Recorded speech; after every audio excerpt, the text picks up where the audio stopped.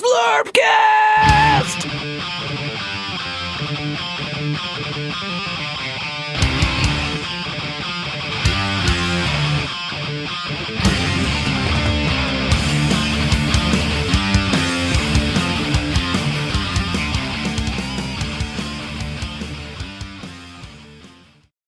Zlurpcast TV, we've got five. Party of five, if you will.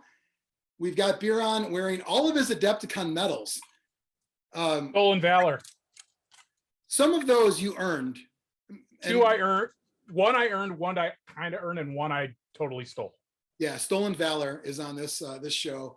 Xtreme, we got Mike, familiar faces. I'm Jonny P. We've also got a special guest. You might know him from one of two things. And Matt, maybe your legacy will be Adepticon guy or possibly music guy. You know what I mean? It's gone back and forth over the years, right? So Adepticon, it's on this year, and your band Wrong War, that's on this year. Yeah. You're 2 for 2, right? Well, Adepticon hasn't happened yet. You're 1 for 2. Right? Yeah, we're partway there. You're partway there. We're assuming Adepticon's going to happen because I missed. Well, let me take it back. I've never missed an Adepticon. We're going to talk about our history too. Before the pandemic was announced, whatever you want to call it, I was already like, I was living in Colorado, and I'm like, I don't think I can make it. And then COVID happened, and no one can make it. And I'm like, I know I'm not supposed to be happy about any of that, but the streak remained. It was right on the cusp of COVID. That was a harrowing few weeks right there. I remember I was at Grognard Games, and people were like, and this is like a few weeks before Adepticon. Do you think Adepticon's happening? And I go, nope, it's not. Yeah. And I was a doomsayer. Well, it was February 2020, and I'm like, I don't think I can make it this year. And I was going to have someone else run. I was going to do a Blitz Bowl, have someone else run, and I felt bad. And then it was out. And then, of course, the next year. But that was a weird time because that was the mode where a lot of people, I remember working at the radio station, they were trying to book me for events in June and July. And I was like, no, it's not going to happen. Look, come on, be a team player. And this was like at the end of March. And I'm like, I'm just telling you, this Renaissance Festival won't happen. So don't book me for it, But Matt, let me ask you, as one of the originators, and then still the main guy in a sense of all of this, how many times with 2020 did you have to go back and forth with, is this happening? Is it not? Who am I going to piss off? All that. Sure. I mean, I think, we had two problems there. One, the worsening pandemic and our sort of responsibility therein. And then the other one was the sort of being stuck between contractual obligation and, good old capitalist contracts and things like that. So there were certain things we couldn't really do without basically just writing off our own financial ruin, right? The host hotel wasn't really ready to accept the reality of what was about to happen. And we were like one of the first events that were like, there were events canceling. Sure, we were watching, I think at that year, like Gamma happened, but then like other events after that started canceling, Emerald City Comic Con and a lot of the big toy shows. And the writing was on the wall at that point. And, Hank and I had long discussions about what we wanted to be responsible for. And it was not, killing someone's grandma after Adepticon was over with. So we were pretty positive that we needed to cancel that event. We just needed to find a path to do it. So the convention still was salvageable at the end of it. Because, and we were going back and forth with the hotel. It was a bit contentious for 2 weeks. And we ended up having, we had lawyers involved and all of that. Served them a letter about 8 hours before the governor banned large events. So we thought that was coming. I have someone I work with professionally who has a pretty good finger on the pulse of that stuff. And she's like, it's coming. I just don't know exactly when. So we just said, we know that's happening. Let's pull the trigger on it. We got to get the news out there. There's people with travel plans and Airbnbs booked and all this other stuff that, they need to give them a chance to recoup anything that they possibly can. Well, you were in a very weird spot timing wise, because Oh, it's the worst. Yeah. the worst. You Because could have picked a worse place Right. in the calendar for that. Because everything else either already happened or is far enough in the summer where they can do the, well, let's wait and see. You had to basically, to some people, be the bad guy before the government was the bad guy.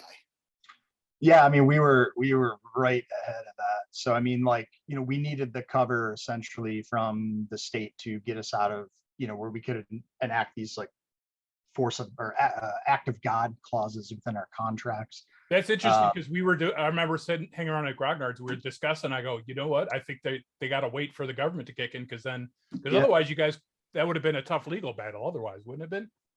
It would have been, and you know, we you know, most events like us, especially Midwest events that aren't in, you know, fear of a hurricane or whatever, we don't have event insurance for something like that. You can't get it now either. Like the minute, you know, when that all went off, like they froze all of that. So you know, we basically needed that force majeure act of God thing to kick in that basically nullified or made our event illegal. That was our way out. If the event became illegal, then, or there was something, you know, it was right prior to that where they had banned a whole bunch of travel from out of country. So we were losing hobby seminar instructors left and right.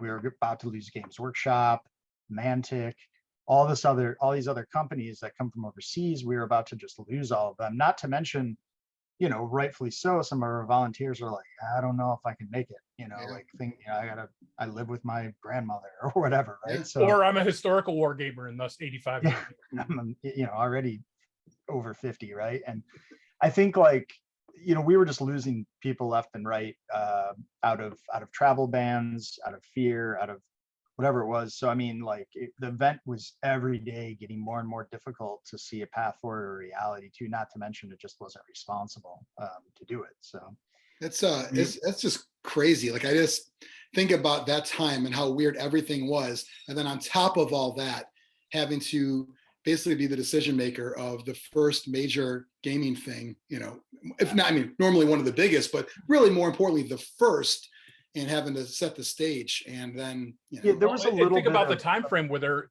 there weren't the PPs, there were no masks around K95 or otherwise. You couldn't get a bottle of hand sanitizer to save your life. And we didn't know that how transmissible it was on, you know, surfaces at the time. It was nuts.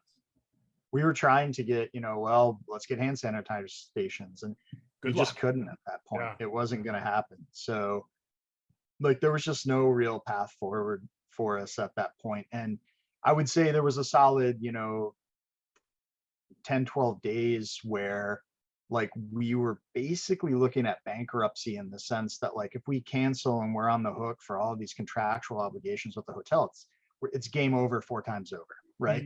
And I remember, like, one night coming home after a particularly contentious call with some of our partners, and laying down and just having that, like, you know, it's a feeling I don't think I felt since, you know, beginning of college, like, just like heartbreak, you know, like that sinking pit in the middle of your chest where you're just like, oh my God, like, this could be it, you know, like, we've been doing this for 20 years. I don't know if there's a way out of this for us.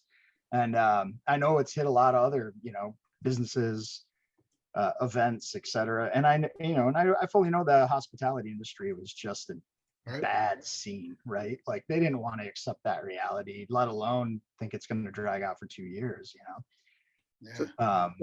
So, you know, we were trying to just find a way that was beneficial for everybody involved, but, you know, not always really realizing other people aren't thinking that same way. They're just basically out for themselves. So it was tough, but we made it. And then, you know, we had to deal with the fact of, like, okay, what do we do with all the registry? I mean, we had produced all of our merchandise, we had printed a bunch of stuff, we had rented tables, we paid all this money out. So essentially the event fees had paid for the event, but now we had to give all those event fees back. But you know, I can't get my $30,000 in t-shirt money back, you know. Like, so we had to kind of figure out a way to make that work.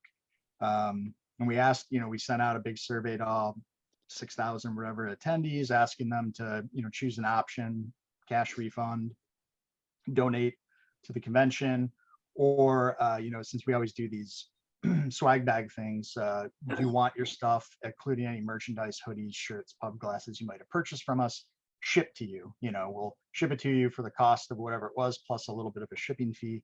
And we were able to, ship out a lot of that stuff. I mean, that was a huge endeavor that Hank and crew took on down in Peoria and Bloomington area, several weeks. Not to mention several weeks of work, but also trying to navigate like, well, how do we get 10 people together and even do this? And it was just logistically a nightmare. It was just a data quagmire, but we made it through that. I mean, I don't think it was 100% perfect, but we did what we could. Is the relationship with the hotel better now? I mean, it's a business relationship, right? I mean, they're not watching, so don't say whatever you want. It's fine. Mr. Marriott's not watching. No, yeah. Marriott is not watching. Yeah. I would say, I mean, I get where they were coming from and not wanting to accept that reality, but at the same time, it definitely damages my ability to think they have our best interest at heart all the time, which I don't think they ever did before. Who am I kidding, right? But definitely I'm more acutely aware of that now. Yeah, I think, obviously we'll talk about last year and now this year and all that kind of stuff, but as many of us have seen, and I've traveled quite a bit the past year, and I don't see any hotel at all giving two shits about anything, any protocols of any kind, period. Sure. So it doesn't surprise me one bit that it's like the show must go on mentality. And it's like, well, yeah, but like if something bad happens, who's going to get the blame? Adepticon will get the blame. And, it's going to be like you said, look at bankruptcy and who are we covered? Do we have this insurance? Hotels do what they do. And so it does kind of suck that you feel at that time, even though just a mere couple weeks later, right, when it was, well, everyone's off the hook. But there was those moments where it was like, come on, like somebody has to agree that this isn't going to happen. And we're all just going to be cool about what the next steps are. Yeah. I mean, that's almost exactly what we were trying to say at that time. Like writing's on the wall, let's figure out a path forward for all of us. Cause we got, at that point in time, we're thinking we're going to miss 1 year. So we have several more years in our contract. Let's get past this so we can continue on and do those next 3 or 4 years well. So before we talk about 2021, was there any consideration for 2020 about doing like a virtual thing with like seminars online and stuff? I mean, we talked about it, but just given the nature of the event, there's not a lot that we do that translates well to the virtual world, other than maybe hobby seminars. Yeah. And a lot of those hobby instructors had already pivoted into that world, so they're doing their thing already. Like, why would they cut us in on that? So I mean, we just didn't really. We figured we had so much mess ahead of us that might not be the greatest thing to do, and we kind of just let the community do whatever they wanted to do with that online. And that was also with the assumption that, okay, we all agree 2020 is not happening. Obviously, we'll be back in a year. Everyone will be back in a year. I mean, that was the way it was, where it was, you okay, 2 Mike? weeks to slow the spread and we're fine. Right. Yeah. There's a solar flare in Mike's office, by the way. I'm in a room with motion sensor lights that I can't turn off. It was next month is fine. Summer is fine. Fall is going to be fine. Christmas will be fine. So the assumption everywhere was 2021, it's going to happen, right? Oh, I think so. I mean, the number of times someone would say, oh, just wait a month, just, like gave me some time in the near future where things were going to get better. And it just didn't, like, I think you eventually go, well, I can't believe you on that take anymore. So, but yeah, I mean, I did not think that we would also be running into the spring of 21. I don't think that really sunk in until the fall, Yeah. When I was like, oh, this is probably, when we got around to the point where we would typically launch registration and start putting an event schedule together, I'm like, look, we don't want to do all that work again if it's not going to happen. Like we did all the work for 2020 and then had to trash it like in the final hour. So, you know, like if there's other things we should be focusing on, or really, I mean, we all could use a break from this. If it's not going to happen again for 21, then let's just do our things, you know, our own things. Well, in a weird figure out way, our own way through this. it was like total deja vu again, because once again, timing was another shitty spot, because if end of March 2021, some people were getting vaccinated, a small portion. I think I got my second one on 420, and that's why I made the joke. It was 420, but it was like, so, and I was early. Most people, you know, May, June. So once again, the timing thing screwed you again, because if you were Gen Con, you could, I mean, you know, you can make an easier, I don't know, decision, because it was, all right, you still might say no, but at least you had a X amount of people are vaccinated. Maybe we go on, maybe we don't. But once again, you were in that weird spot where we were right at the edge of starting to get vaccinated. Yeah, Gen Con was in the perfect slice, because it went down in the summer, vaccinations were up, like even in Illinois, you didn't have to wear masks inside. So they had the perfect little slice. And then Omicron hit. Yeah. Well, yeah, I mean, I started, so like after I got my second shot, I, you know, flew for the first time in May last year, because it was like, well, you know, I'm playing by the rules. I did everything, and I started, you know, travel since then. Not every event still went on, but I mean, do you think if Adepticon was a summer event, would it have happened last year? I don't know. It's hard to say. I mean, I think, I mean, we had talked about maybe trying to do like a smaller sort of almost like a recovery style event, like look at that the fall, but of course, like the fall of 2020 made zero sense. And like, none of that ever really took off. But I mean, we had thrown the idea around that maybe we do like a smaller, like 1 or 2 game system kind of focused event in the fall or something.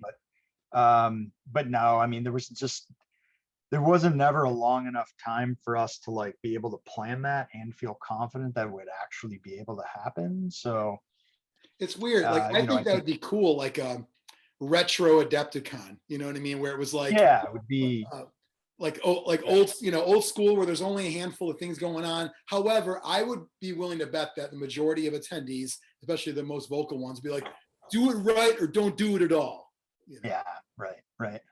Yeah, there's an expectation has been set. How dare you take it down a notch? You just have Crooked Hat Games as your only vendor. Right, absolutely. Yeah.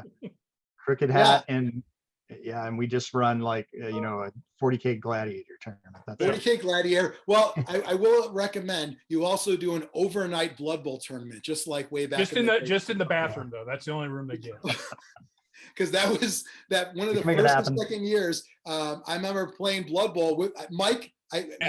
We were just becoming friends then, and it was like we started at 9 o'clock at night. We're like, all right, whatever. You got Papa Nurgle there taking his shirt off and shit. It was like, all right, you know, this is what we're doing. So I think that would have been cool for me, but I get why people aren't down for a I don't know, like an Adepticon. Yeah, I mean, it couldn't be Adepticon, right? It would have to kind of be like our side project or whatever. So Adepticon zero sugar. Diet Adepticon. Diet Adepticon. You know, so, obviously we'd have to ban the robe guy. There's certain attractions that you wouldn't be able to have. Sanford and Son couldn't be there. Yeah. So Matt, are you familiar? So the guy that has all the tubs of bits, that's very much like a Sanford and Son kind of like junkyard. We call that's one of my favorite things, because I'm going to go through those bits. Now I'm going to make sure like my butt crack's not hanging out like a lot of people do. They sit on the floor. They got 12 bins open. That's Biran's favorite spot, because he can go in and not pay and just that's right, peruse. That's the Toledo game room, right? Yep. Huge. Sanford and Son. Sanford. Yep. Well, I mean, it's just Son now. I don't think Sanford is around anymore. Did the bat get him? Well, I mean, it's the big one. Yeah. The Albert said it's the big one. So, so now, and we'll talk about some like history and our own Adepticon stories. But since we've already done the 2020, 2021 was, you know, out at that point. When did you say, and did you say, no matter what, like, we're doing it in 22? I mean, I think, 21, we were still under the large event ban. That had not been lifted at that point, so there was just no path forward for us on that anyways. And when that got lifted in the state, we were, I mean, honestly, we're just contractually obligated to continue at that point. We were kind of back into the boat of early 2020 again, where we were trying to weigh the options about what's happening in the world in general, what we're locked into contractually. And, I often will say, we're stuck between contractual obligation and sort of like the ever forward moving capitalist juggernaut, right? Like that we're stuck there, and we kind of had to find a way to make it work. And then, of course, with the recent Cook County mitigation orders falling into place, it makes it even more complicated. It's not ideal. It is not. It's not. There's part of me right now, I can already tell, it just doesn't feel like Adepticon should feel. It's going to end up being, a couple years of probably setback for us in terms of attendance and a number of events and various things. But lots of what we've wanted to be doing over the last few years, will be happening. Do you have any inkling now of early registration numbers where you're going to be at, do you think? Yeah, I mean, so we've been looking at that. 2020, our registrations were great. Like, every year over year for us, we've had, nice, slow, sustained growth, probably in the low, like 10 to 14% range. And that's worked really well for us because we're not shooting for the moon. We're just slowly growing and we're bringing in healthy other growth rate. events. Yeah. Yeah, and like, the partnership we have with Fantasy Flight over the last few years with X-Wing and Destiny, that like really helped boost our numbers up and grow our numbers. And I figured most events like us right now that are happening are seeing 30% or greater attendance drop. And so I kind of figured that's what we'd be looking at too, and that's tracking about right. I mean, we are basically right on the heels of what 2019 looked like in terms of pre-registration numbers. That's awesome. So what you're saying is I might not have to park at Harper this year. No, and well, we also have like another 1,000 spots over at that Hyatt too. So right. Now the Hyatt's going to be the historical gamer section, right? Yeah, Hyatt's mainly historical, but we have a ton of parking over there too, and there'll be shuttle running back and forth all weekends, or multiple shuttles actually. So, wow. And that extra venue was one of the things that we had looked at in 20 before COVID, but it wasn't available because I think there was like a My Little Pony convention or something over there. It's got to be tough to compete. No, a lot of actually, the same crowd there. Yeah, Biran, can you confirm that? Yeah, I go to both, so it's an expensive weekend. Right. It's tough. Like I want to do like one day at Adepticon, one day Brony. Just kind of like bounce back and forth, And so we had that. We were looking at that space. We had it for 21, or we could have had it for 21. And then this year we felt it made a lot more sense too. And one, we needed the space for growth, because even though I say we're probably less attendance than 2020 and we have less events on the books, the main hotel and the main convention center, I mean, it's packed with events, like there's some things we are not doing that we've traditionally done. So like in the foyer spaces and stuff where we've always had events running, we've kind of cleared that out. So we don't have events running in any of the main foyer spots, or kind of keep all that kind of open. So there's a little bit of drop off there, but we also wanted the ability to, if need be, like we didn't know at the time, right? If like the state or the county or whatever is going to say, oh, you got to have 4 feet between tables or something, we didn't know. So I think the trend is going even less likely for that to happen of late. Yeah, I mean, I would, when the current mitigation orders came out that basically require, like, if you are a venue serving food or even have like water stations, you're required to have proof of vaccination for entry unless it's like pickup. And we talked to Cook County directly. We said, this is our event, does it apply? They said, yes, absolutely, it applies. It applies to the hotel restaurants. Doesn't apply to the hotel in particular, but it applies to the restaurants. So we had, two options. Don't have food for 4 days, which is probably never going to happen, especially since our contractual obligations with the hotel are based off of our food and beverage sales. Or have that food and beverage area put aside in some sequestered area with controlled access. And then we would ask for vaccination status at that point of entry, which to me is just ridiculous. So you're gonna have 200 people in there eating who have proven their vaccination, but then they're gonna go out and mingle with the other 4,000. Like, what's the point? Well, and also Omicron's proved that doesn't matter that much anymore. You're gonna get it no matter what. Right. But Sure. So how, like, I've only got to one event that required proof of vaccination. Since that came in, I went to a concert at the United Center, and the people at the door checking tickets were also doing that. I noticed, like, I had mine ready to go, and they checked it, or the ID and your vaccination card, or whatever you have. And my wife just had her vax card, and he goes, "I need your ID." He's like, "Oh," she's like, "Oh crap." He's like, "Never mind, you're fine." Like, I wonder how strict it's gonna be. Yeah, I mean, you find a lot of places like that are crazy lax. I mean, with the band, we were out in Philadelphia in August, and they were one of the first cities to do that. And they're the same thing. It's like, my friend is like, all I have is a picture of it on my phone. Oh, but I scratched out like my name, and like the guy's like, "It's good enough." It's like, it could have been anything. So who's actually? I am curious about the logistics. So who's going to be checking it? Is it when you pick up your badge? So there's going to be, right now, I don't think we have it 100% worked out, but we're partnering with 2 outside companies. One is an app-based Clear. I think it's going to be Clear. That'll allow people to sort of pre-check their vaccination status via a mobile app. And then we'll have like a health and safety check on site that you'll filter through before you go to pick up your badge. We're probably going to do a wristband system. Not sure of all the logistics on that yet. And then we're also going to hire an outside company to help us, like, basically just, staff the doors and check those things.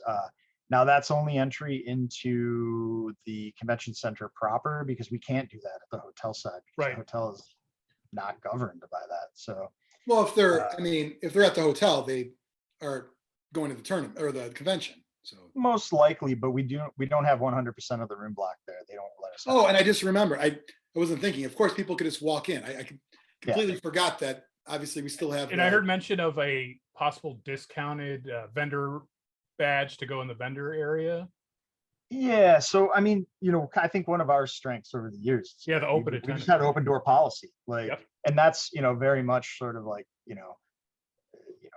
to everyone I work with from the Adepticon sort of like ire is sort of like the punk rock, ethos in there. It's like, should be a $5 show and sneak in the back door if you can. I don't care.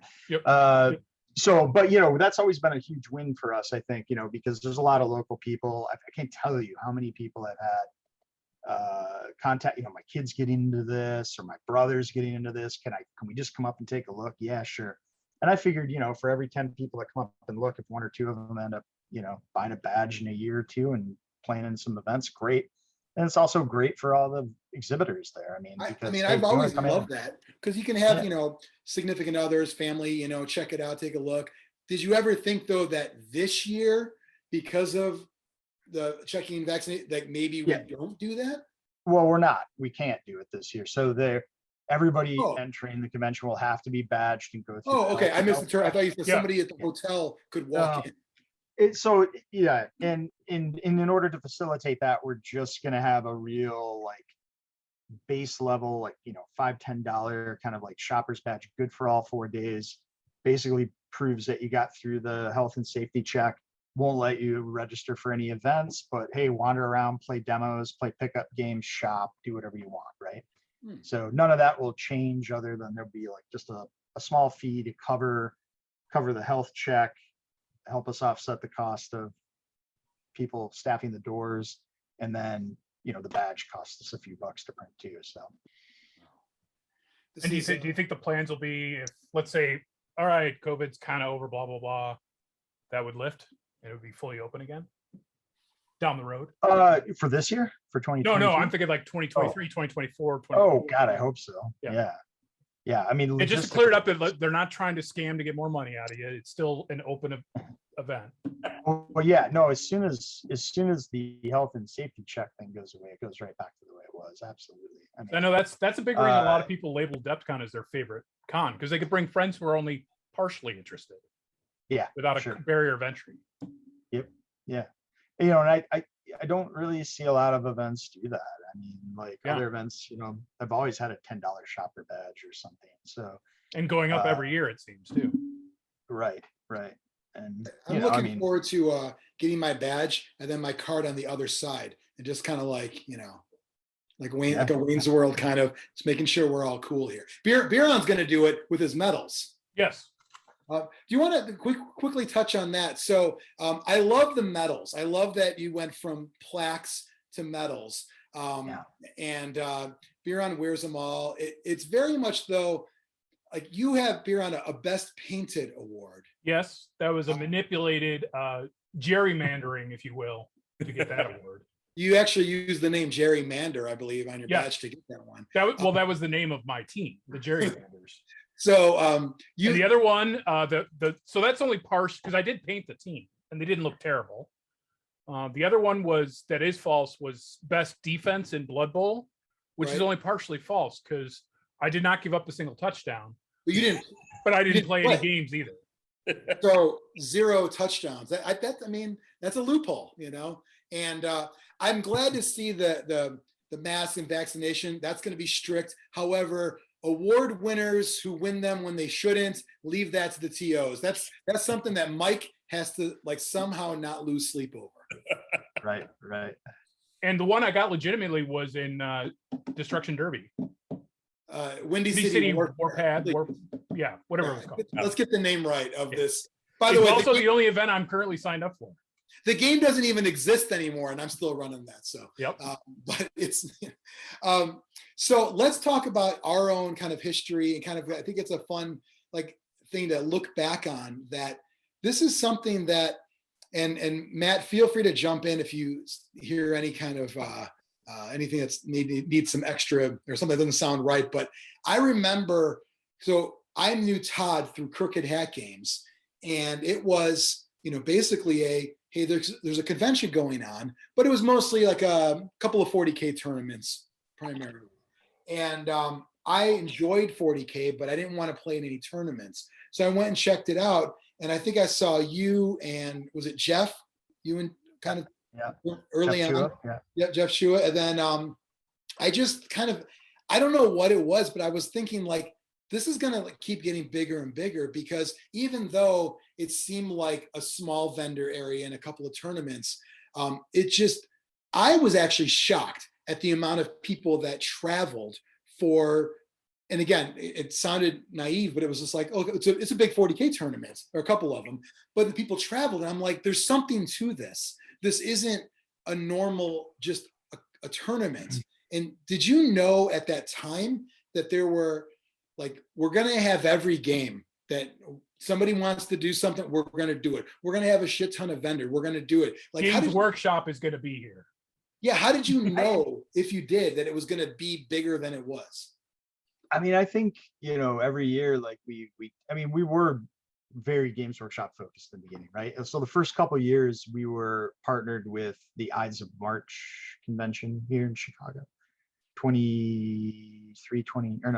2003, 2004. And that was in partnership, I think, with Hobbytown USA and Oak Park, if I recall, a little hazy. And they brought us in as our local game group, which was at the time Adeptus Windy City, which was really just a, you know, PHP BB forum on the web. But that was quick side note on that forum. I just got to jump in. So one thing I loved about that forum was it became the law. For some reason, like when someone said, like, so I'll never forget this, and maybe you can even tell me who it is. There was a guy with the username just Dave. And when he spoke, it was like, this is the fucking emperor. This is like, he's like, nope, they don't get both saves. Send, post, boom. And it was like law. And I remember there was a year I lived in Michigan where it was like, we got to see what AWC says on this guy. Like everybody else in the country, maybe even other parts of the world, they all looked to that website as like, these are the rules. And I was like, what is this? And then of course you have like a forum, like, you know, I'm a level 6, you're a level 2. Like, clearly you don't know shit. I'm going to tell you what the rules are. Like, it says I may move this guy. No, you have to move him. And when it turned from the forum to the con, in my head, it was almost like, this will be the authority once again. I mean, I think so. There was a huge gap, right, in the early 2000s with like Games Workshop stopping the grand tournaments and all of that stuff, which we had all been going to and enjoying in the early 2000s. And so we had looked at sort of like the opportunity to fill that void. So that's why we started running events. And we had been running, I would say, like more narrative style or big apocalypse style floor games down in Joliet and stuff like that. And we had been working at the time, the Games Workshop had the Battle Bunker out here in Downers Grove. And so we had been working with them through Adeptus Windy City just to do event games, just fun event games. I used to go out there and play Epic, Armageddon every Wednesday night. And, you know, then we got hooked up with Hobbytown USA. They say, we want someone to come in and run 40K and fantasy. So we started with that small, just 3-4 events for a couple of years. And, you know, it took us a couple of years to realize like, oh, we could do this ourselves, right? Like we literally got $0 out of that. Like we didn't get paid, like nothing. I think Games Workshop, the Battle Bunker gave us a little bit of money. Like you used to be able to go into the Battle Bunker and like write your name on a piece of paper to register for Adepticon, you know?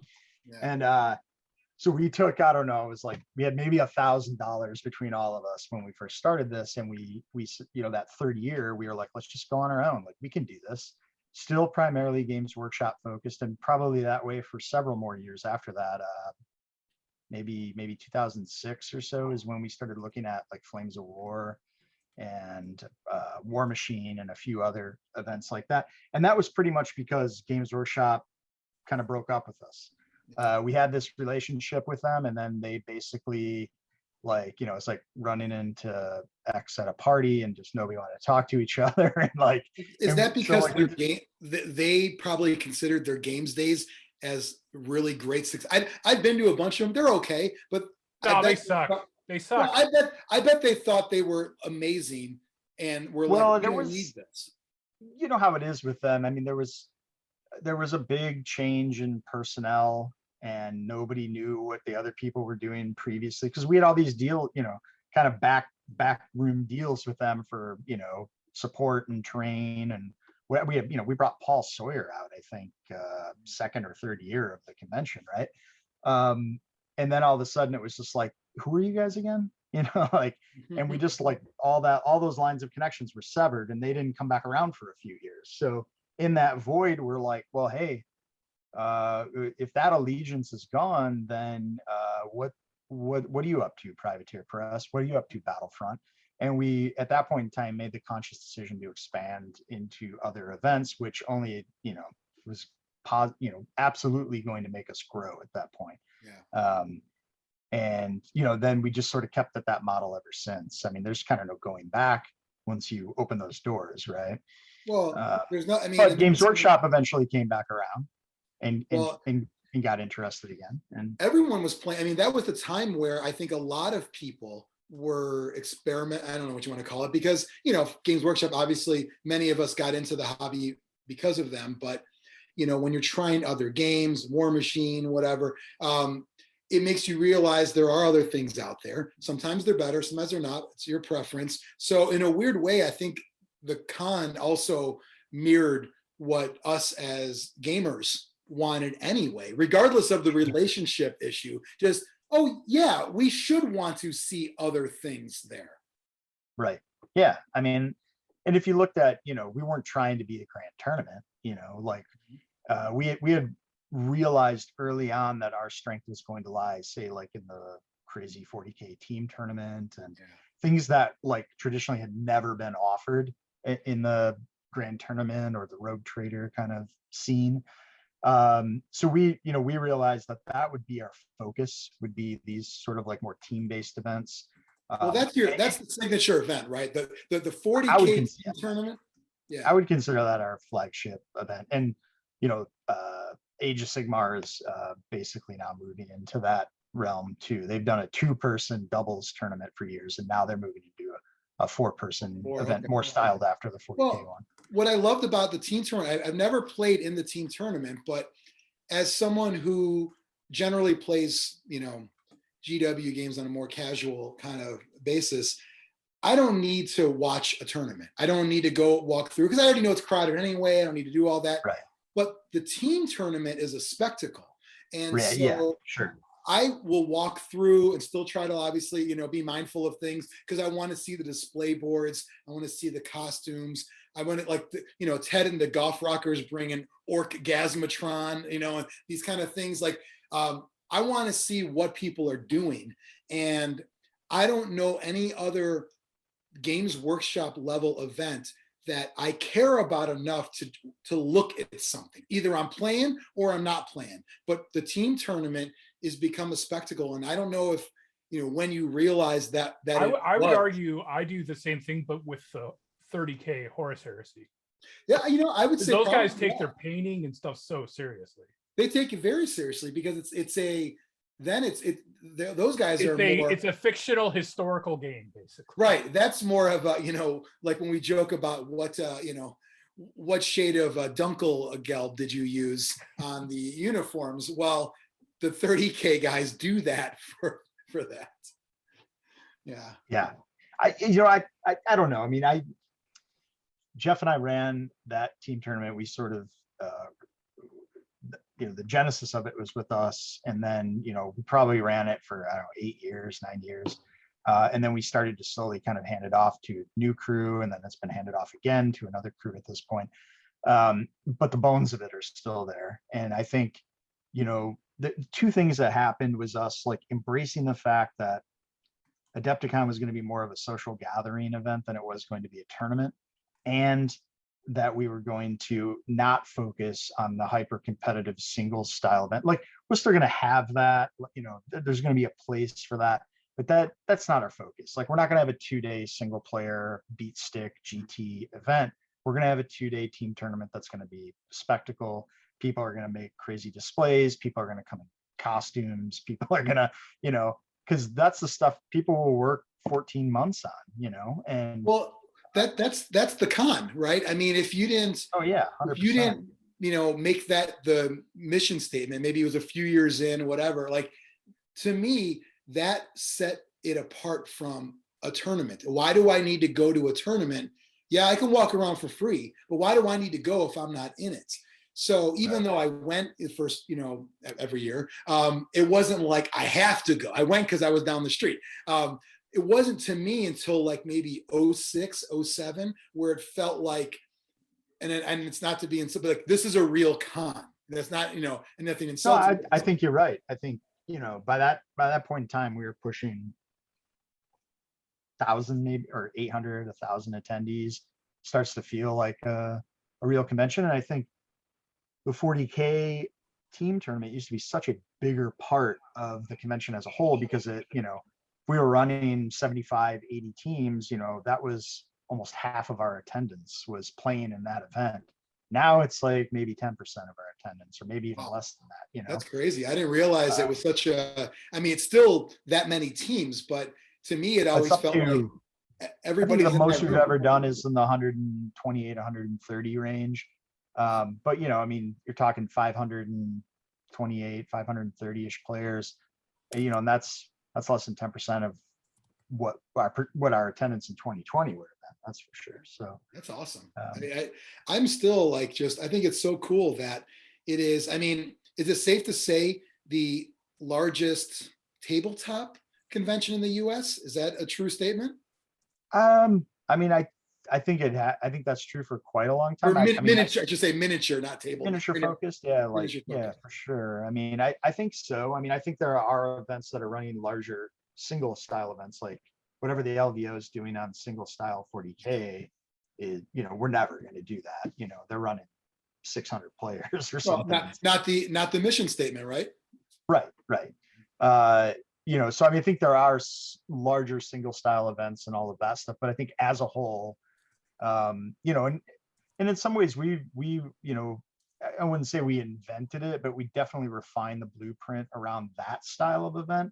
We're not a 60,000 person Gen Con, but we're also not a 200 person small local, con at the community college. We're somewhere in the middle. And a whole bunch of events kind of like followed after us, right? Like War Games Con or like stuff going on in California, the Nova, like all those events that popped up, in the 5-6 years after we got started. And kind of like, I'm definitely a rising tide kind of guy, right? Like all those events happening in various parts of the country and different times of the year just kind of created this ecosystem of small mid-scale tabletop. But obviously you expect some royalties from those for creating the model. You know what I mean? Like, At least it's no, not at all. It's Creative Commons stuff. It's and I think like I if somebody would always like, well, aren't you mad because they're basically doing what you're doing? I'm like, look, if they get 500 people playing, or 2,000 people or whatever playing out in California at some event that's similar to ours, well, that's 2,000 people that could potentially travel to our event at some point. They're meeting new people, are asking each other, hey, are you going to Adepticon in March? Yeah, I mean, I've never seen anything. I mean, could there be oversaturation of a market or whatever you want to talk about? Yeah, sure. But at that point in time, I felt like as long as we keep doing what we did and offering what we offered with the experience that we had, like we were kind of safe. We were almost immune from that too. Well, no one's picking something else over a day. Like I just don't see that unless it's a location that close to O'Hare Airport in Chicago. Yeah. You get the West Coast both coming in. Yeah. I think central Midwest location for us has always been good. And when we first started, the first thing we did I think probably around that third year, but maybe even before that, is that we would go out and we would find all these little local clubs like in the Midwest area, like down to Iowa, up to Madison, wherever it was, and go find their little web forum and say, hey, we're doing this event and you should come. And we would love to see, the Minnesota 40K players bring a team down to this. And like, we basically just invited whoever we could into that mix. And so much of what we did initially, like when Jeff and I were playing, Rogue Trader tournaments in 2000, 2001, we had gone down St. Louis and played in an event, and they had a group, like they had a cohesive like gaming club that was 40K focused called this Adeptus Basementus. And Jeff and I were driving back on, from that event, just thinking like, why don't we have something like that in Chicago? Like that seems like a no-brainer. Like let's put a web forum up and try to get people to rally around something and like, just basically start to run events that are all like interlinked. Or we used to do like campaigns, all that kind of stuff. And it was just for our own enjoyment of playing at that time 40K. So, I mean, like all those small little groups like that is what, the backbone of what the convention was built on initially. So it only makes sense that our flagship event is built on small little groups, of teams, basically, right? I love it. So going back to the kind of the numbers question for this year, I got a call. Had a question come in from a caller. One Thad Warner of Grognard Games is wondering how are you doing on vendor table sales for this year? I mean, I think it's good. I would say we had about a 90% retention on our 2020 vendors. So our 2020 vendors, we basically gave them the option if they wanted to roll their fees for it, lock their booth price in for the 21 event, of course, which then we had to roll into the 22 event. We've lost a few smaller vendors, who just weren't really willing to like stretch that out over 2 years. Totally understandable. And then, the other one that I think we've only lost one large exhibitor at this point, and that would be whatever filled that gap that we used to be Fantasy Flight and or Atomic Mass Games, because Asmodee is bought everybody. No-go. Yeah. So Asmodee's not? Asmodee is no in-person events until at least Q2. So, So we lost them, which is a bummer because, 2020 would have been the premiere of Marvel Crisis Protocol, and we had spent a lot of time prepping. And that's still going strong in our local area. I think that's the best skirmish game around, honestly. So. Yeah. So we built a bunch of terrain for that initially, 24 tables maybe, and then never got to run the event. And then they sent us a bunch of more stuff. And, the last, we do what we call like the spray team, the A-team spray team. And we'll go down and, for a weekend, we're bringing in people from all over. And we'll bring in like a Dave Taylor, or we're bringing in a lot of the hobby instructors that work with us. So, we bring in like talented people who know their way around an airbrush and all of that stuff. And for 3 or 4 days, we will knock out an epic ton of terrain. And Marvel Crisis Protocol is still our focus. Like we just did a bunch of the sanctums. And I imagine it's going to be because they've just expanded leaps and bounds with that game. That's got to be a big events going on for Adepticon. Yeah, but and it's a weird game, right? Because the AMG doesn't want to do anything competitive with it at all. So that doesn't stop the players. Right, yeah, but I mean, I don't think that, what I always tell people, especially 40K is a great example. People have known about 40K tournaments for a long time now, 25 years, 30 years. But it's never been Games Workshop's plan to make it competitive. It's only like now they're trying even more so. They're actually doubling down with like power levels and these kind of things. And so it's always the gamers. It's always the players. So even when a company says we made a game, well, shouldn't there be some? Hulk can't throw that building that far. That's against the lore. Right. Do it yourself. If you don't like it, make your own rules. And the people who want to abide by it will. The people who don't won't. If you feel like you have to ban something, like I barely got into A Song of Ice and Fire, and already my Night's Watch army is cheesy, and I've never even played a game with them. It's like, okay. They're not cheesy when I play them. I suck. I didn't even get a shot at using the cheese, but I mean, it shouldn't matter, and only to the people that it does matter to. And I would say Crisis Protocol, same thing. Yeah, I mean, I think that this year will be interesting because they're while they can attend, they're being very supportive of the events, but essentially we had to bring the events back in-house. That gives us a little bit of more flexibility about what those events actually are this year. So, we worked with them to come up with a schedule. We published that schedule, and then the Friday before registration, they told us they couldn't come. So we had to kind of like retool in the 11th hour.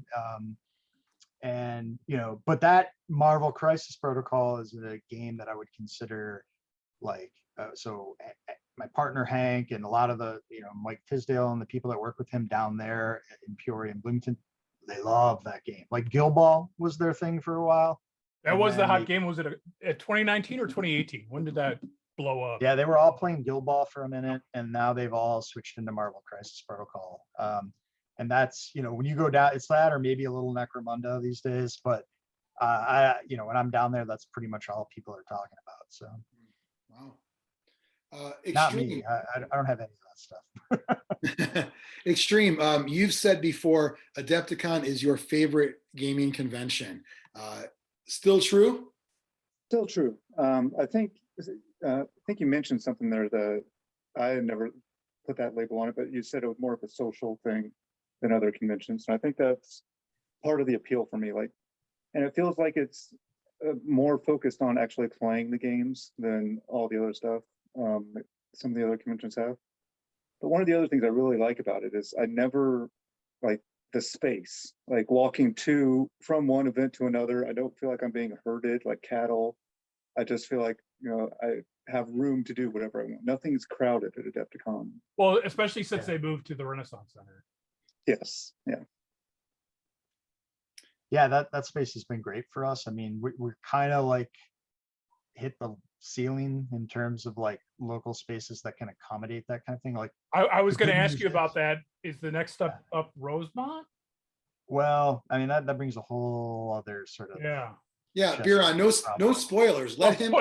We discussed this a lot. We're like parking and it's very crowded. He's like the next biggest one in close is Rosemont, right? I think those spaces bring a whole other sort of like problem with them in terms of pricing and things like that.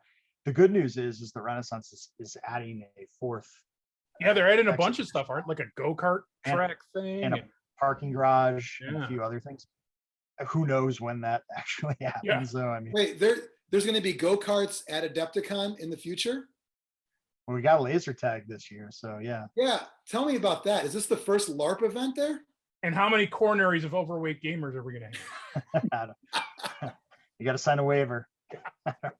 I mean, I don't think there's ever been any LARP. Although I'll tell you this is funny. So Oh, there's going been all the LARPers, way back, they just weren't sanctioned. going all the way back, Unsanctioned LARP is going on everywhere. yeah, going all the way back to the original Adeptus Windy City. There's me and Jeff Chua, but there was also this other guy, Jay Barry. I don't know if you ever met him. I don't know him.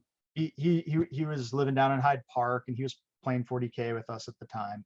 And he ended up moving out to Boston. He went to work for Boston Brewing.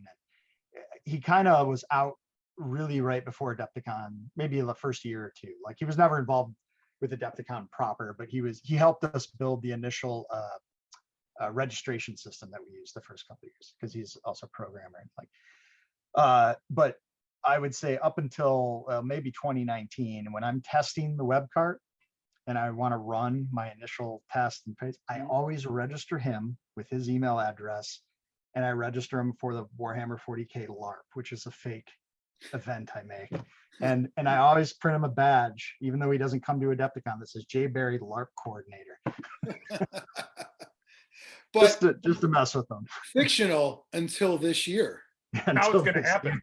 So Now I gotta call him. I gotta get him here. I need his help. Yeah, I'd be like, hey, have you heard of Kill Team? Well, we're doing it. Yeah, they have a new thing with no. Strap on your bolter, my friend. Yeah. We're doing it. Yeah.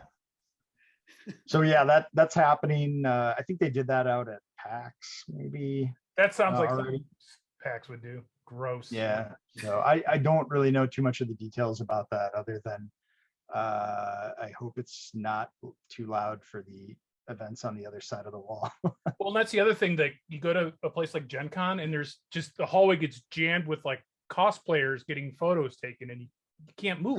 That's the worst part of Gen Con, is I can't walk anywhere, because it's like, okay, now do this, and these fat guys telling girls how to pose, and it's like, yeah, I'm just trying to walk around. Yeah. I'm not going to date you. Move on. Adepticon doesn't, even if you start to do more of this, whatever you want to call it, more on the social side, I don't see it ever getting to obnoxious levels. I just don't see it. I mean, and there's not, like we always said, for anything that happens at Adepticon, the only reason, Blood Bowl is happening is because Mike's that champion of Blood Bowl, and like he's been making that happen year over year. Or, so anytime, we're open to run anything. If there's someone who's passionate that wants to come and run, like, let's get Devil's Run out there. Let's get Shadows of Brimstone, like whatever it is, like we get it out there and put it on the table. If someone's really pumped about it, we totally want to see it on the table. And yeah, so I mean, I think that's generally always been the case. I don't know if there have been a few people who have been interested in doing like a cosplay, like costume judging and all of that, but there's not really anyone in our immediate orbit that wants to champion anything like that. So it's probably not going to happen. Did you send them to the My Little Pony convention? Say, get your shit. Yeah, over they could here. go there. Yeah. Well, I just assume at some point you're just going to absorb the Brony Con, and that way it's not even we don't have to battle them for space. We own them now. Yeah. And Bathrobe Guy would just win every year anyway. Well, I mean, you can actually, he could probably get, if he got in like a horse costume, he'd obviously be the head part, have to get one of his followers to be the ass, and then turn that into like a bathrobe, like pony, essentially. I think that would be the way to go. When did you decide, Matt, that we're going to start producing merchandise for Adepticon and thinking people will buy this? I mean, I think, there was you're like, well, you got to make a t-shirt, right? So, I mean, you start with something simple like a t-shirt, and we did, I think I still have it in my office at work, the original vellum that Joe Orteza did of the very original squat assassin 2003 maybe t-shirt. And was that a miniature too with entry? It was, yeah. That was, I think that might have been the first miniature we ever did. I remember that. Yeah. So I mean, every year we've tried to produce a unique miniature, although over the last few years, it's been more of a partnership with someone like Victoria Miniatures or something like that. But we've done it on the Blood Bowl side too, where we've, basically tried to make the Chicago scares, right? Over the years. And is that team complete yet or no? It's never complete. Much like Bears fans that are going to live in 1985 forever. Me too. That this will go on forever. It's kind of like saying your 40K army is done. It's not done. When is it done? So there'll always be ones to throw in there. Those models look fantastic. Is that an in-house? Is Gorgon like your in-house company? So yeah, Gorgon's just also Hank and I's little side thing, although it's more Hank, and we had partnered with Aaron Loomis, who did a lot of our World War II range, and who's done the sculpting like on a majority of those. Matt Gubser. Who is it? Matt Gubser. Matt Gubser. Yep. So look awesome. We've kind of gotten those made for Adepticon, and then we wait, I don't know, 6-12 months, and then we'll just, whatever's left over, we'll put them in the Gorgon store, because there's usually a few left over. So I think, by the way, so when I ran the first couple Super Bowls outside of Adepticon, Hank called me and said, what would it take to bring it to Adepticon? I said, make a cool figure. And he's like, okay. And I was like, oh, I just thought you were going to say no. And God damn it, now I got to do it. Now I got to do it. I did it for 1 year and gave it to Mike, and he's had it for the last 30 years, which is awesome. You're so good at that. Yeah. Mike is a great receiver, like, and not He's football. the bottom for sure. Yeah. Yeah, like hand him anything, he'll run with it, no complaints. Even though he'll tell us, like, oh, I'm fucking tired of this. That won't be what everybody sees. They see the Mike you want to see. But I love that no matter what the event. You said earlier, Matt, if someone's enthusiastic, and probably if they're enthusiastic, they probably already have 1 or 2 people in mind. And you can't have 4 until you have 3. You can't have 20 until you have 10. Like, so I love that. It's probably rare. I mean, have you had to say no to anything? I mean, not in particular. I mean, there was a year where I think when it was the fantasy spinoff, Ninth Age, right? That was at the convention for a year, but then we couldn't continue with that. So I mean, that was one of the few things I think we ever had to say we couldn't. Was that a problem GW had, or was there some other? It was a little bit involved with that. With our partnership with them, that wasn't something they necessarily wanted to see. So it almost seems like if you have a Ninth Age event, you're taking sides in a weird way. Right? Well, yeah, there was definitely that, camping up kind of mentality going on. And like, I don't know, I'm too old for board game drama. Whatever. I have 2 kids and babies at work. I don't want babies at the convention, right? So it's but yeah, I mean, generally no. I mean, I think we've there are some times I think where there's maybe too much of something where but Hank, to his credit, will be he'll be the one to get on the phone with someone and talk it out and figure out what we can and cannot do.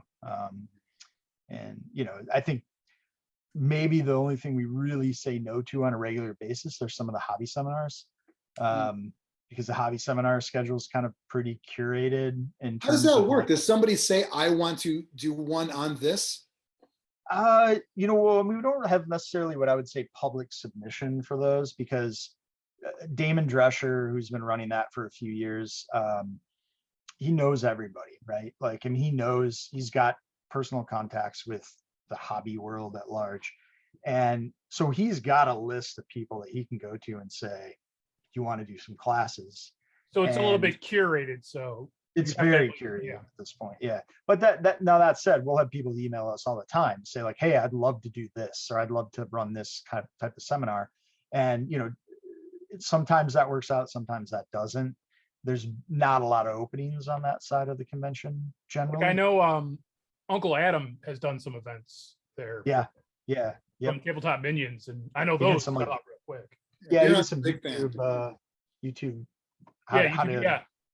to be on YouTube or something like that. Yeah, so And I mean, you see a lot of your favorite YouTubers walking the halls of Adepticon. It's one of the great. Biran's favorites, Uncle Adam, I believe Duncan Rhodes. Tom Vassell, Biran, right? One of your guys. God no, I can't get within 150 feet of him. Well, you can't be around a school. Is that what you said? Terry Latorgo. Oh yeah, that's one of yeah, your favorites. Yeah. Where she tells me how much she likes Will Wheaton, and I have to bite my tongue because I don't. So at this point, I mean, I know earlier, Matt, you said it doesn't totally feel like Adepticon. I hope that mindset changes, because I think that outside of, hey, I don't have to see as many ugly people with masks on. I'm just saying. So I kind of like that, myself included. I think it will feel like Adepticon. I think it will feel like the fact that there's a shit ton of awesome games. People can still explore, check it out. Like Xtreme said, there's room.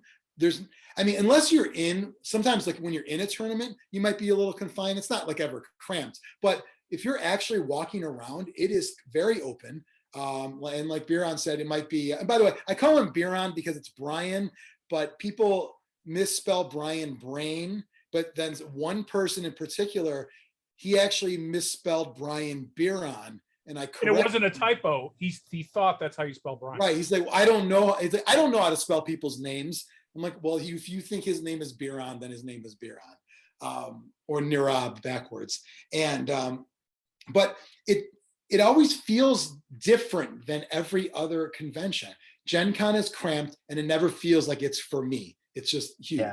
The little tournaments and things, not really for me either, because I'm not playing at that hyper competitive level. I don't need to get even, like Dragonfall and these other ones. They're all great little events that pop up, but Adepticon is one of those that always feels like it's for me, because it's anything. And that sounds cheesy and pandering, but it can be anything I want it to be. There are times where I've booked myself for a bunch of stuff and I'm like, oh man, it's too much. Couldn't see all my friends. Then there are times where I booked nothing and I just hung out, and those were the best because I played pickup games, and that's how we created stories. That's how we have, like, when, we get yelled at for putting a drink on a table, and now that becomes a meme with a group, and like these are tempera coated tables. Right. Biran got yelled at for that, or like a bag on the chair, whatever. Like those are the stories that we always remember. They always come from Adepticon. Something weird is going to happen at every Adepticon. Always, but those don't come from other cons, is my point. It always comes from Adepticon.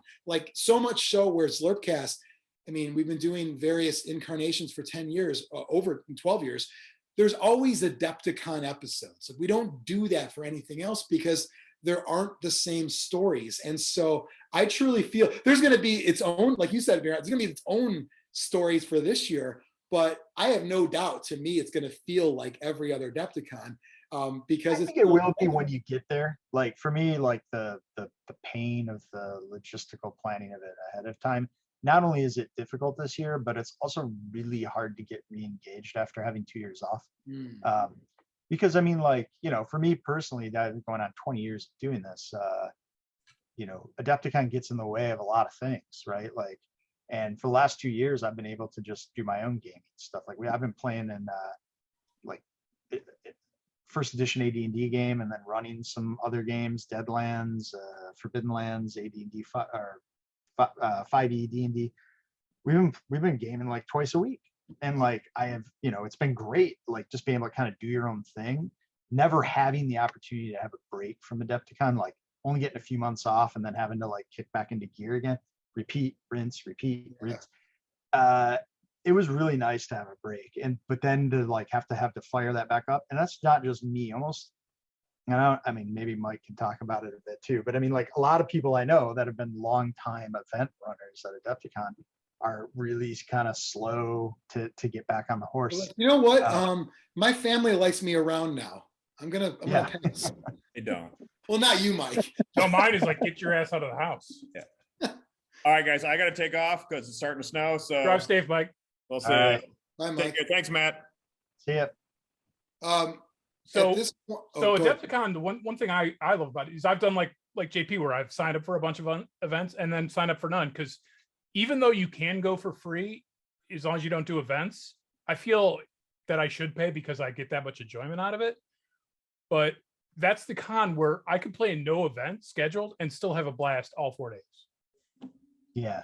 I mean, I feel that way. Like, I go to Gen Con religiously. I love Gen Con, but I don't really play events at Gen Con. I have a good enough time and when I go to Gen Con, I'm only going to know like maybe a dozen people, like, oh, there's my friend from Boston. There's my friend from, a lot of people local with here.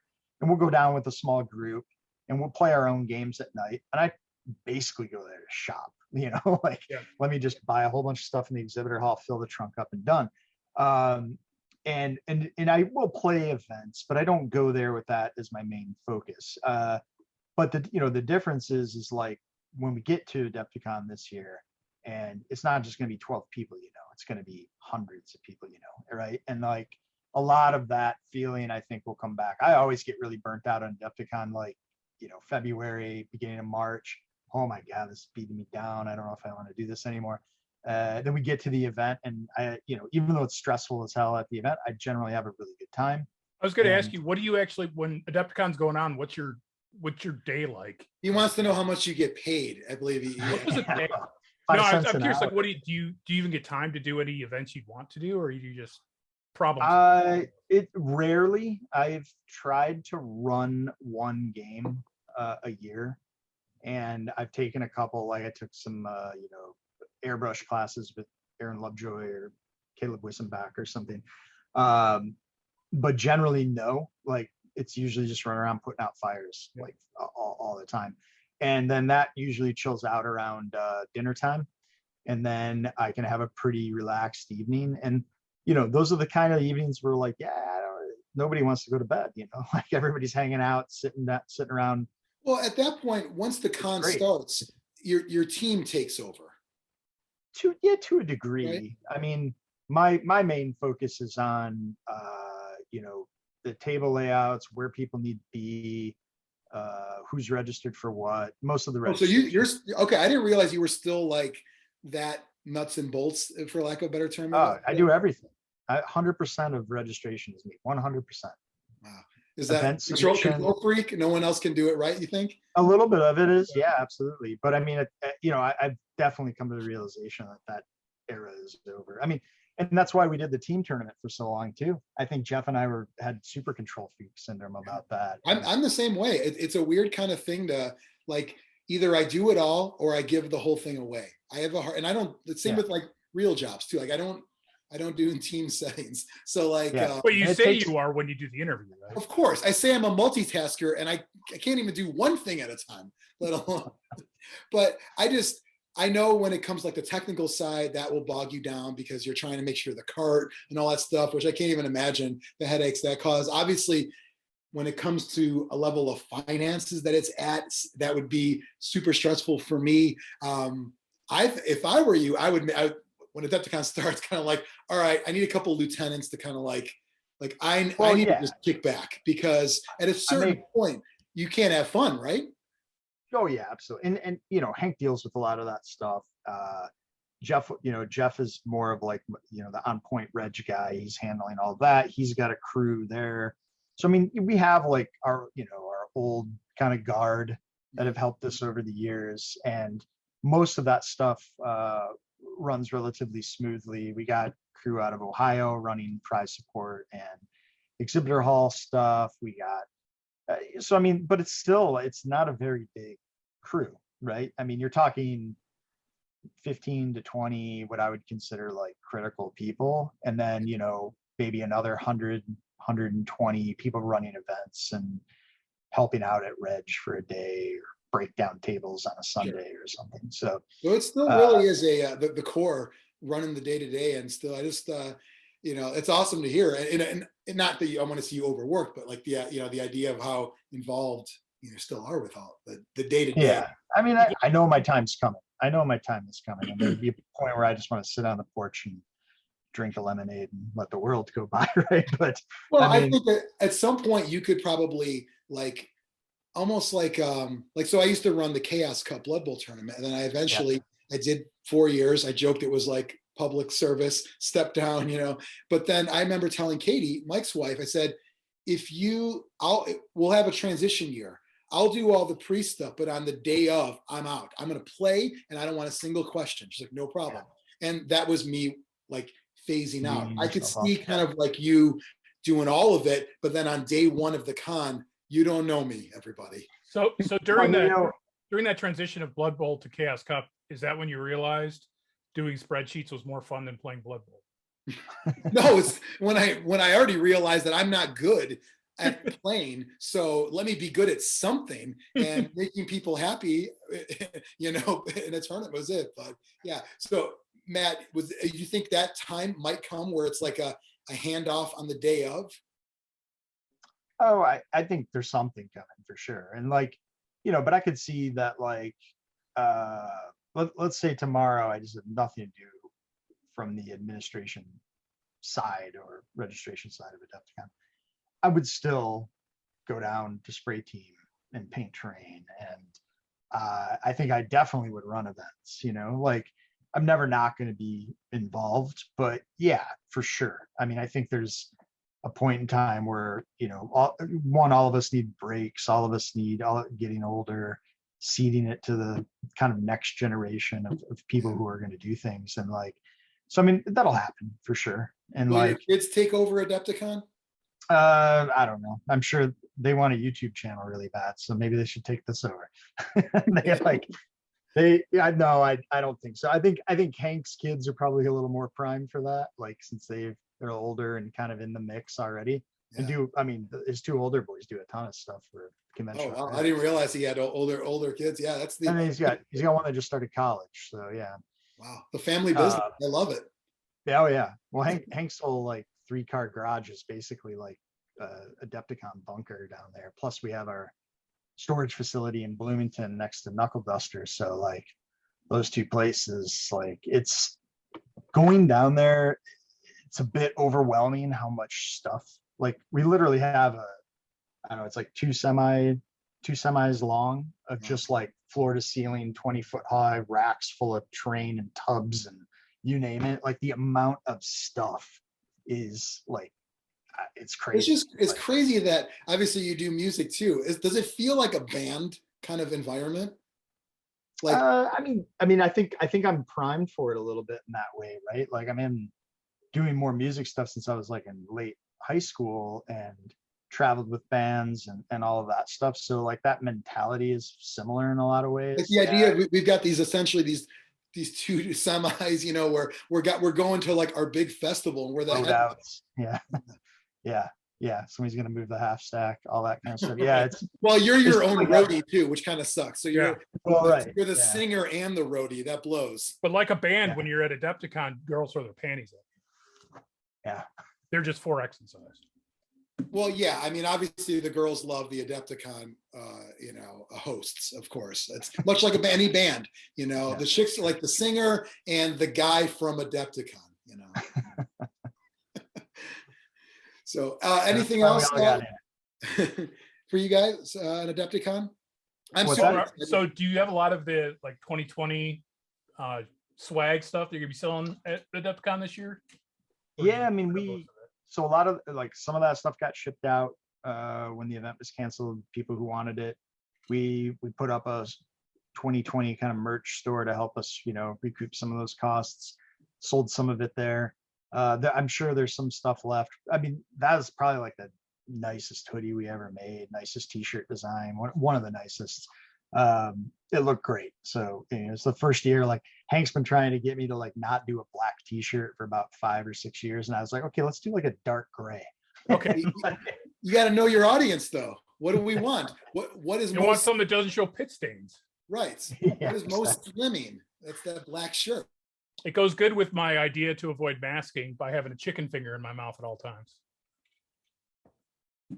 We were trying really hard to like, hey, let's keep 2022 like easy on us, but we really didn't change much of the way we do things. So, and we actually got a few kind of extra things made this year. We got like an objective set, metal objective Is set. the coin new? Oh, I think I saw that. Yeah. Yeah. The coin is. That's a new one. Yeah, that's a new design. So Tim Toolin's been did all of that artwork for us.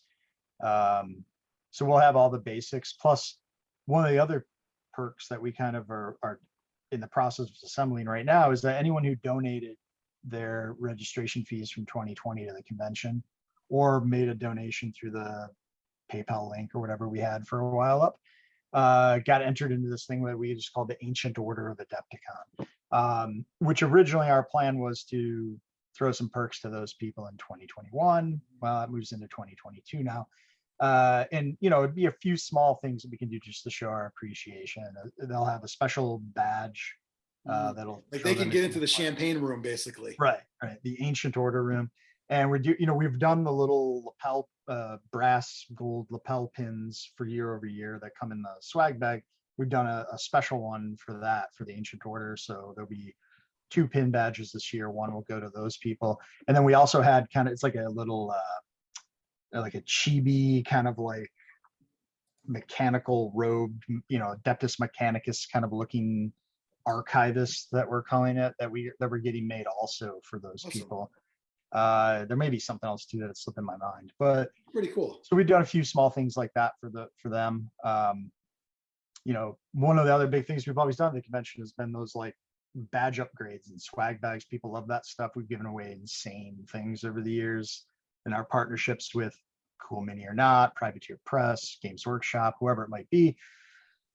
But this year, that's like, we were looking at that and it's like, not comfortable charging for that, having zero idea what that even means. Like, a lot of those companies gave us stuff for 2020 and we gave it away already and they don't want to give us more stuff.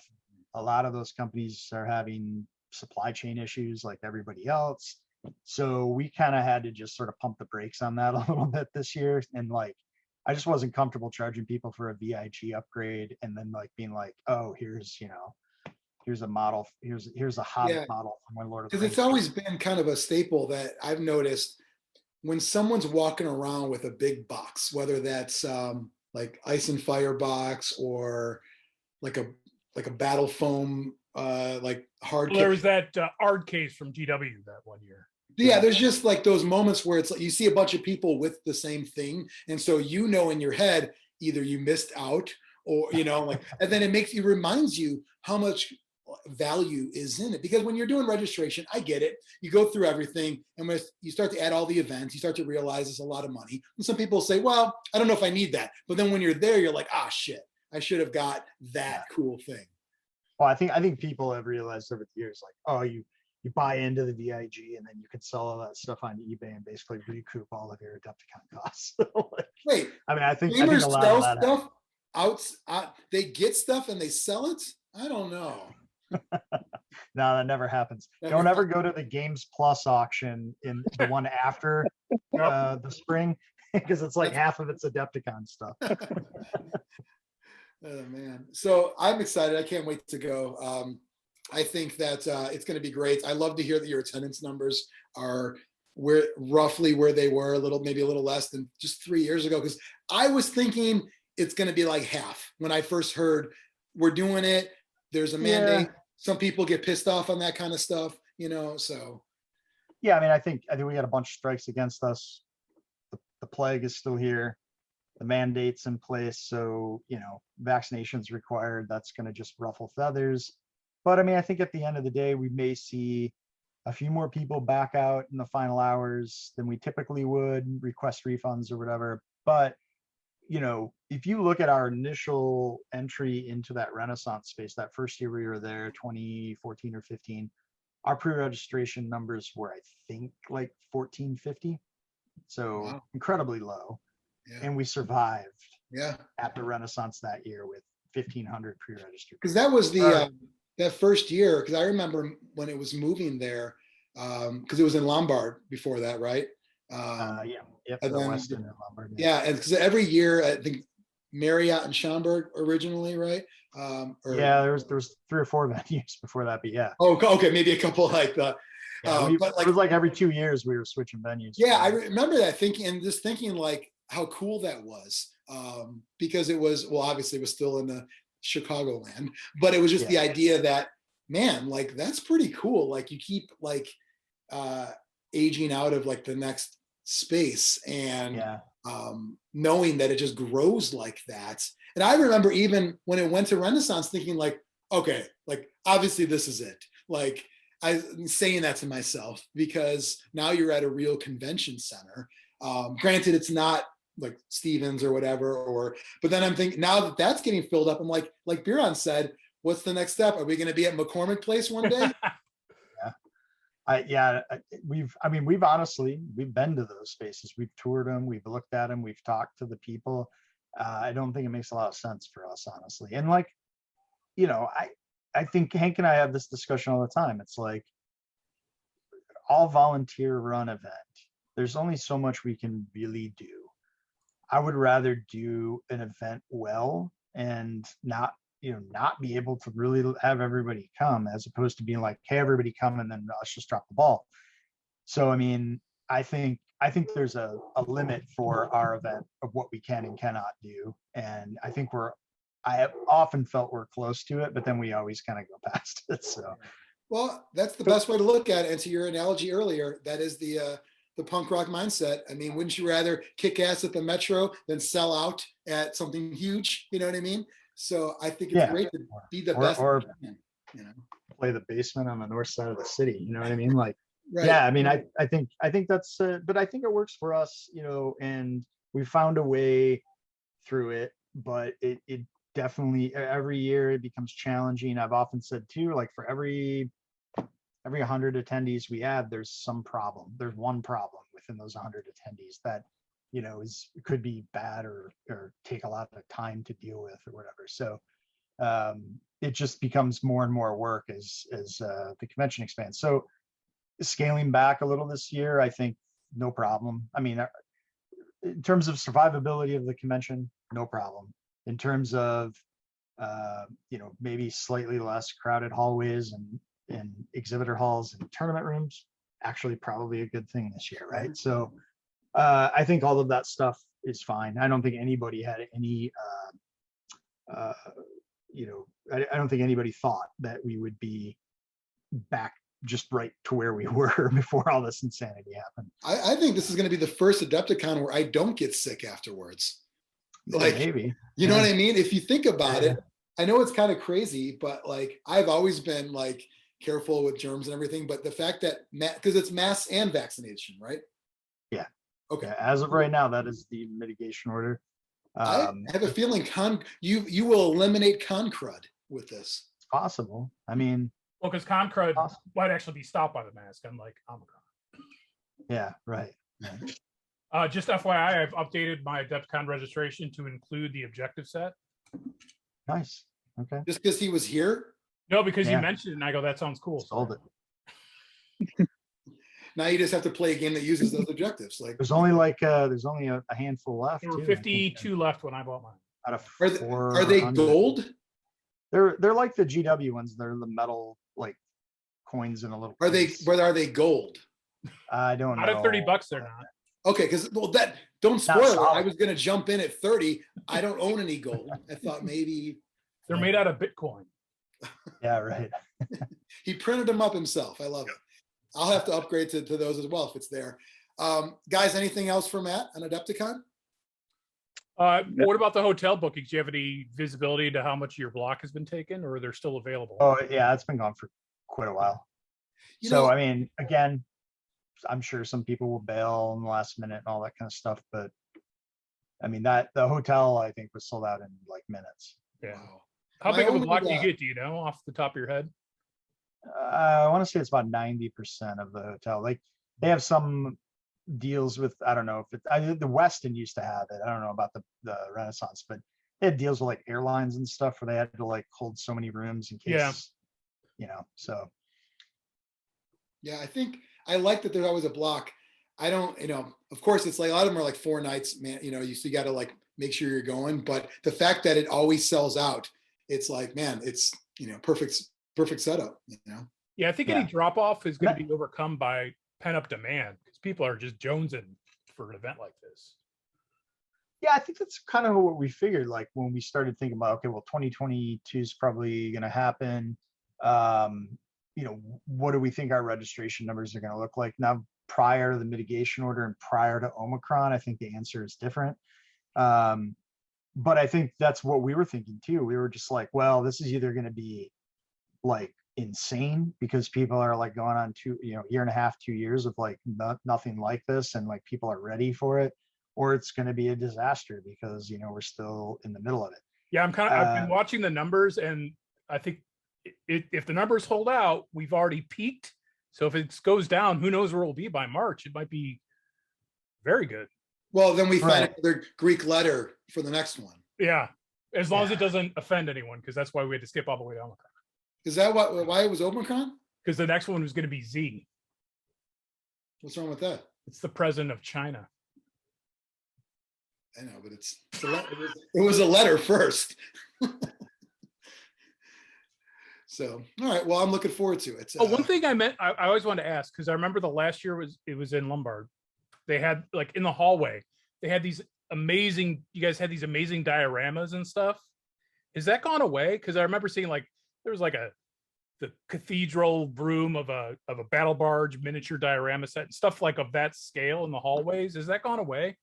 I think I remember that in Lombard. So, I mean, there were people who brought in some crazy things at one point in time. I want to say the guy Matt who does Matt Sable, who did the Sable bags back in the day. Yeah, brought that giant orc battle cruiser. Do you remember? Yeah. Was that was like a big, like the Battlefleet Gothic? Yeah, it was a giant orc kill cruiser. I remember that. That was awesome. Yeah, it was insane. So people would bring stuff like that had no game. Oh, it was just like, hey, this will be cool to bring to Adepticon and show. Yeah, like they would contact us and say, I have this crazy thing. Could I just bring and like set it up and let people drool over it? And we're like, yeah, absolutely, cool. So it wasn't anything official. It was just kind of happened stuff.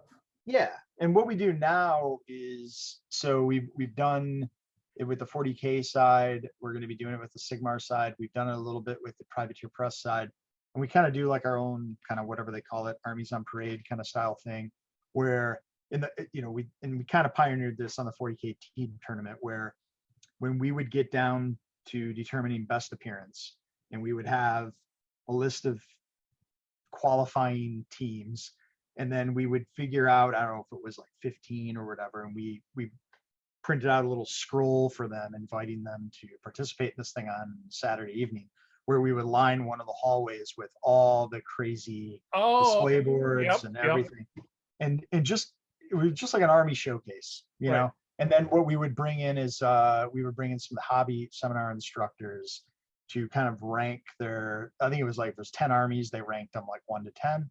And then we kind of collated all that at the end of the night, and we just gave away some, extra special award that, or maybe that even factored into the overall team winner. I can't remember exactly, but so we've tried to make, like, we realized that some of that stuff was getting missed, like kind of like how you were talking about just walking through the hall and just taking it all in. We thought like, well, now that the convention's so big and there's people like maybe over in the Schaumburg ballroom aren't getting over into the 40K hall that much anymore. Like we kind of wanted to put the emphasis back on the work that people, sometimes put 12 or 14 months into, and put it out there in a display fashion where it gets a little more exposure. And it's not, because half the time, like people build something crazy, but then like 5 minutes later, they got to take all their models off of it because they're playing games for the next 8 hours. So, it doesn't really get the opportunity. And we moved that 40K team tournament into a 2-day format so we could end it early on Saturday evening. So we weren't making people play, till 1 a.m. I think it's a good idea. I was always, that was my only turnoff, was like, I can't do that long of a day. I'm going to be miserable. So I think that's cool. And I like down this at 8 o'clock. Yeah, that's and great. like, And I like this.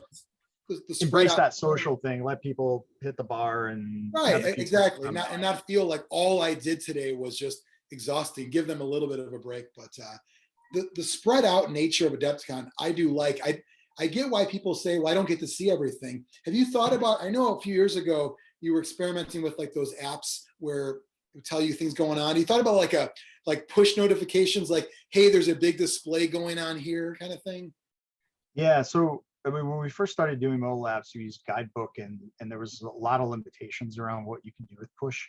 And then we moved into the app that's branded for our registration system, which CVent, I can't remember what it's called, top of my head, CVent. Crowd Compass, something Yep. like that. And we used that the last few years. And of course, we had built that for 2020. We're going to be using that again this year. And that's a little more forgiving in that regard. So we did make some use of that in past, charity raffles, things like that. We can push out through that relatively easy. Interactive maps, the schedule. It also syncs with your registration data, so you can look at whatever your schedule is. Sorry, I got 2 dogs running rampant upstairs. No, that's everybody awesome. just I got think home. that's the best of both worlds for me. The idea of not feeling cramped, but also reminders of, hey, I'm here and there's stuff going on, and reminder to check it. Like, hey, Golden Demon Awards happening at 4 o'clock today, that kind of stuff, right? Like that people aren't registered for. It's not on their agenda, but they might still be interested. They want to go look. Yeah. Awesome. The other thing is, I forgot it wasn't Bizarre, but it was like Bizarre. The garage sale that happened was at The bits trading. Bits trading. Yeah. I Yeah, I remember mean, the that's first year at the Renaissance Center, it was the most glorious, chaotic thing I've ever seen in my life. And then it got kind of more formalized and wasn't right. fun. We had to rein it in a little bit because it was madness. And it was, we were I having, understand why it couldn't go on, but it was awesome. yeah. And then you would have like instances where, essentially people were showing, I don't know if it was like old store stock or whatever, and like some of the exhibitors were getting angry. Yep. So, it was like when we used to do it, we used to be like, okay, cool, we'll just reutilize the 40K hall, but then like people would just decimate the tables. Yeah. And like nobody would pick up, and we'd be in there picking up trash till like 3 a.m. and having to reset all the tables up. So there's that, while that event's great, particularly this year, it's of low importance to us because logistically it's a nightmare. And and late at night, you're not going to have the people there to check back status and stuff, right? No one, we don't need them. Send them to the parking lot. Cut your deals in the parking lot. Do it in the trunk, do a trunk deal and nothing else. The trunk, yeah. If you want to like post pictures of your stuff and say, oh, I'll take that, and then meet you in the trunk. We don't want you. We honestly, in 2020, we looked at the mobile app to see if there was a way for us to facilitate kind of like an online in-app trading kind of deal, sort of like, Tinder for bits or whatever. Yeah. And but it really didn't more like a work grinder than a Tinder. Yeah. Okay. And it didn't really work out, so we ended up not being able to do that. Will there be? That sounds hilarious. Like I'm just envisioning, like, online you said these were pro-painted chaos knights. I'm swiping left. And I see them in person. I'm like, the guys, it's like Space Marine with the eyeballs all crazy. Like, what is this? I didn't want a fat Space Marine. You lied. You did the angle to hide the fat. That sounds hilarious. Yeah. So what you're saying is the chaos of that one year was a once in a lifetime opportunity. I mean, I don't know. There was some people who stepped up who wanted to kind of put some more structure around that. I think it worked and didn't work to some regards. Will there be bits trading in 22? I don't know yet. I mean, I don't know if we've even gotten to that discussion yet. It's possible. And if it, we have that extra space, that extra venue, maybe we can do something over there. But I don't know. I don't know yet. I think it almost sounds like almost an unnecessary level of stress. Like I'd almost rather like if a vendor, like, why don't you facilitate bits trading and then give people credit to your store and let them handle the whole thing? Then it's like not our problem, Yeah. So yeah, I don't know. I mean, it's just finding the right people that want to deal with that, because I don't think a lot of people do. So, no, the people that are into bits trading have no desire to run or help anybody with anything. No, of course not. They just, yeah. I mean, that's very commonplace on a lot of things these days. Not well, so in much general, I'm a complainer and a user and a consumer, but I'm not going to help. And I know how to what do does it it a lot take? better than you're currently doing it. And you're terrible for doing it the way you're doing You it. know what you should do next year? You know what you should do? You're like, motherfucker, why don't do you it? run Asshole Con next year in your basement? I'd go to Asshole Con. Well, I would go if it was free. As a goof. Not gonna pay as a goof, yeah. Yeah. Well, I can't wait. It's gonna be awesome. I'm more excited for this Adepticon than any other because it's been too long. It's been too long. Get to see my friends. I don't live in the area anymore, so seeing a lot of my friends will be great. Yeah, I think I can't wait for it. So if you're watching this now, make sure you go to this. It is going to be probably your first big con event in a few years. So it's definitely going to live up to all that. And yeah, get some swag, get some stuff on the website, adepticon.org. And while you're in the spending mood, Matt's got a band as well. Check out Wrong War. Latest album is out. And I'm digging that one. So I think that people want to spend money and time, and you're giving them all that. I like it. Yeah, I spent a lot of time over COVID supporting artists and musicians and all of that. It felt kind of good to re-engage at that level. And let's also finish with Zlurpcast.net. Get yourself some of our swag as well, of course. We have coasters, we have masks, we have t-shirts, we get like pennies, but it's about you promoting our brand, which we love, of course. You get a black t-shirt. It won't make you look as out of shape as you think. I love that. Or an off-white t-shirt that just says SMAT on it. It says SMAT, like a snow mat. We call it, we coin SMAT. If you get a snow mat, it's called But a fat mat's to get a snow mat, it's called a SMAT. SMAT, like a frost grave kind of mat. Mm-hmm. Well, otherwise, looking forward to seeing most of you at Adepticon. Follow Zlurpcast at Zlurpcast on all the social medias and Zlurpcast discussion on Facebook. And of course, join the Zlurp Nation. Link is in the description. Make sure to Zlurp on that sub button. And that's it. Thanks, Matt. Appreciate the time, man. Yeah, thanks for having me.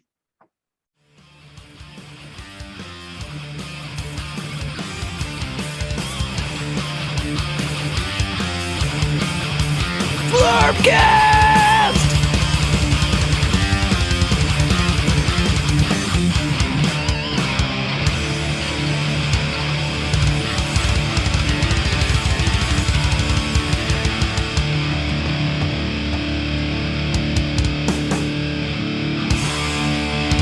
Brought to you by Nuffles. Bet you can't just roll a one.